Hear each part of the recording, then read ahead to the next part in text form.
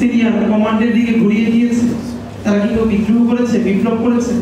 এই traditional army, traditional police, traditional bureaucracy এর বিরুদ্ধে গিয়ে আপনি যখন একটা বিপ্লবী সরকার ঘোষণা করবেন, আপনার তো চতুর্দিকে একটা নিরাপত্তা বলাই লাগবে, যেই ফোর্স এই সরকারকে সিকিউর করবে।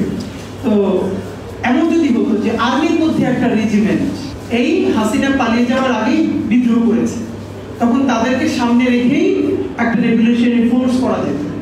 তো আর্মি, পুলিশ, বিজিবি এমন কোন ফোর্সই তো কেউ নাই যে একটা অস্ত্র ত্যাগ করে জনগণের পক্ষে এসেছিল অথবা অস্ত্রের নলটা ঘুরিয়ে দিয়েছিল। তো বিপ্লবী সরকার মানেই হলো তার সাথে বিপ্লবী ফোর্স থাকতে হয়। তা আমাদের এখানে কোনো বিপ্লবী ফোর্স ছিল না।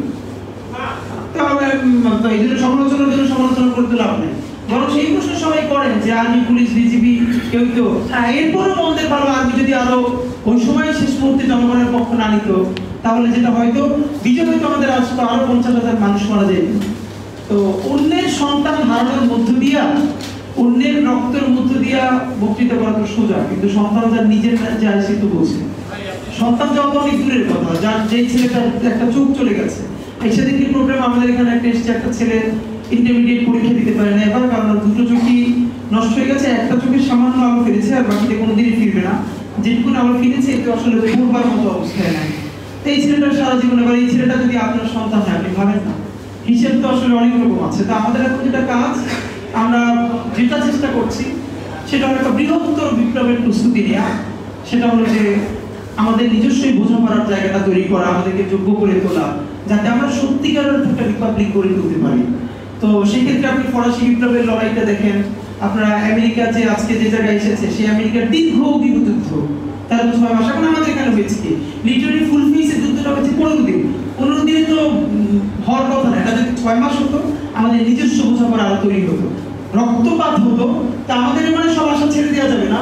আমরা যে আগামী 50 বছর, 20, 30, 40 বছর পরও যদি একটা ভালো রিপাবলিক করতে পারি, ওটা একটা সূচনা বিন্দু দরকার, যে এইখান থেকে শুরু করে আমরা ওইখানে পৌঁছলাম। তা আমরা মনে করি এই জুলাইগুলো আমাদের সেই সূচনা বিন্দু, যেই সূচনা বিন্দুকে ধরে আমরা ইনশাআল্লাহ একদিন একটা ইনসাফের বাংলাদেশ অথবা সত্যিকারের একটা রিপাবলিক বানাইতে পারবো। এইগুলো আমাদের প্রত্যাশা। আর এখানে যেহেতু আর্মি অফিসাররা আছেন, আপনারা মানে আপনারা পরে দাওয়াত দিবেন না সেটাও বলি। সেটা হলো এই যে ধরেন আপনারা তো আমাদের বিরুদ্ধে বলেন, আমরা আমাদের বিরুদ্ধে বলার আপনাদের বলার মধ্যে দুইটা ঝামেলা আছে। ইভেন আপনাদের প্রোগ্রামে আসাও তো ঝামেলাজনক আমাদের জন্য। এমনিতে সারাদিন ডিজিএফআই চেক ব্যালেন্সের মধ্যে থাকে, এবার আপনাদের প্রোগ্রামে তো আরো বেশি। এটা নিয়ে আমাদের ঝুঁকি নেই। ঝুঁকি হলো, ফ্যাক্ট হলো এই যে আমরা একটা খুবই সিকিউর লাইফ লিড করে, যেদিন থেকে সে যোগদান করে একদম মৃত্যু পর্যন্ত, রাইট?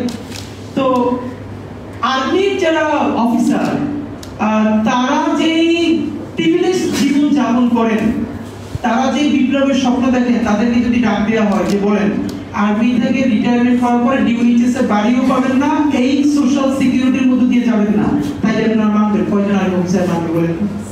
অনেক পাবেন।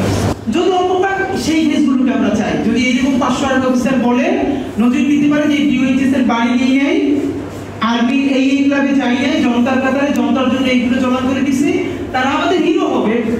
কিন্তু মুশকিল হলো দিন শেষে যে যেটা বলুক, সব কমিশনারদের নিজস্ব একটা বলায় থাকে, এটা বাইরে কেউ চাইতে চায় না। এই যে আর্মি, তারা যে একটা ইভেন তারা বিপ্লব করলেন, মানে তার একটা আর্মি অফিসারকে গুম করা আর একজন নাগরিককে গুম করা এত মানে দুইটা কিন্তু এক সিগনিফিকেন্স না একজন। সুতরাং ওই পার্থক্যগুলো আমরা বুঝি না। আমাদের বরং এইটা যে আর্মির মধ্যে থেকে ওই প্রিভিলেজড লাইফ লিড করার পরেও কেউ কেউ ওই জনতার কথাগুলো যে বলছেন, বলতে যাচ্ছেন, এটুকুন আমাদের অর্জন। বাট এইটা সংখ্যাটা অনেক বাড়াইতে পারতে হবে। এই সংখ্যাটা যখন অনেক হয়ে যাবে, নিশ্চয়ই তখন আমাদের একটা চেঞ্জ তো আসবে। আর হ্যাঁ, আমি সর্বশেষ যেটুকু বলি সেটা হলো, আমরা যে চেঞ্জটা চিন্তা করছি, আমরা শুধু রেজিম চেঞ্জ, ক্ষমতার কাঠামো দিয়ে যদি পরিবর্তন হইতে দেখেন, তাহলে আওয়ামী লীগ এখানে যেই পরিমাণ বিনিয়োগ করছে, তাতে আওয়ামী লীগের 100 বছর টিকে যাওয়ার কথা। আমাদের যে চেঞ্জটা হবে সেটা হলো কালচারাল চেঞ্জ। মানুষ আমাদেরকে যদি একটু মিডিয়ায় দেখে, বাংলাদেশের সমস্ত মানুষ এইটা ভালোবাসে দেখতে যে আমাদের অনেক পাওয়ারও আছে। মানে সে যে কোনো একটা কাজে রিকোয়েস্ট করবে, সেটা লিগেল ইলিগাল যেটা হোক, আমরা বলার সাথে সাথে হয়ে যাবে। এইটা না দেখলে বরং আপনার সালামও দিবে না। এই যে আমাদের মনস্তত্ত্ব, আমি যারাই একটু পছন্দ করি, যার পিছনে হাঁটি, তার অনেক পাওয়ারফুল দেখতে চাই, সে যা বলবে তাই হবে, তার দিকে পুলিশ ঝাঁপাই করবে। এই মনস্তত্ত্ব না ভাঙলে আমাদের আসলে কিছু হবে না। সুতরাং সংস্কারগুলি, বিপ্লবগুলি নিজে দিয়ে শুরু করা দরকার। আমি ভাবি, আমি যাদের পছন্দ করি, আমি কি খুব পাওয়ারফুল দেখতে পছন্দ করি, নাকি একজন মানুষ যে সততাই তার শক্তি, এছাড়া তার কোনো পাওয়ার নাই? কিন্তু এটা তো আমরা সেলিব্রেট করতে জাতিগতভাবে শিখি নাই। এইখানে যত মুরব্বীরা আছেন বললে মাইন্ড করবেন, আমাদের মতো মানুষের, আমি যেহেতু বিয়ে করে ফেলছি আমার বলে লাভ নাই, কিন্তু আমাদের মতো ছেলেরা যারা অনিষ্টির সাথে লড়াই করবে, তাহলে ভালোবাসবেন, চাপানি পাবেন, কিন্তু মেয়ে বিয়ে কেউ দিবেন না, কারণ মেয়ে দিবেন তখন একটা আমাদের ক্যাপ্টেনের সাথে, বিকজ লাইফ সিকিউরিটির ব্যাপার। এটা তো বাস্তবতা। কোনো মামলা নিয়ে এরকম একটা বিপ্লবী ছেলের কাছে অনেক খুব ভালো চিন্তা করে, তার কাছে ছেলে দেখা বলে ছেলে ভালো বিয়ে দেওয়া যাবে, আর এর মধ্যে ছেলে ভালো খুব ভালো কথা বলে, একদিন খাওয়া 10,000 টাকা দাও, বিয়ে দেওয়া যাবে না। তো যদি আমি এই কথাটা আজকে বলি যে ওই নিজের ঘর থেকে যদি শুরু করতে পারি, সেটা খুব ভালো। আমি আমার নিজের মধ্যে দিয়ে বলবার চেষ্টা করি, এই যে যা করি আমি নিজের কতটুকু বদলাইতে পারলাম। তো এই প্রশ্ন যদি আমি আমাকে করতে পারি, বরং আমি যদি বদলাই যাই, তখন যদি আপনারা আমাকে করতে পারেন, রাশেদ ভাই করতে পারেন যে তোমাদের লাইফের মধ্যে অনেক বেশি চেঞ্জেস আসছে কেন, এই প্রশ্নটা জরুরি। বাট আমার মনে হয় এখন আমাদের একটা শুদ্ধি অভিযান শুরু করা দরকার, এবং সংস্কার, যেই সংস্কারটা হাজি শরীয়তুল্লাহ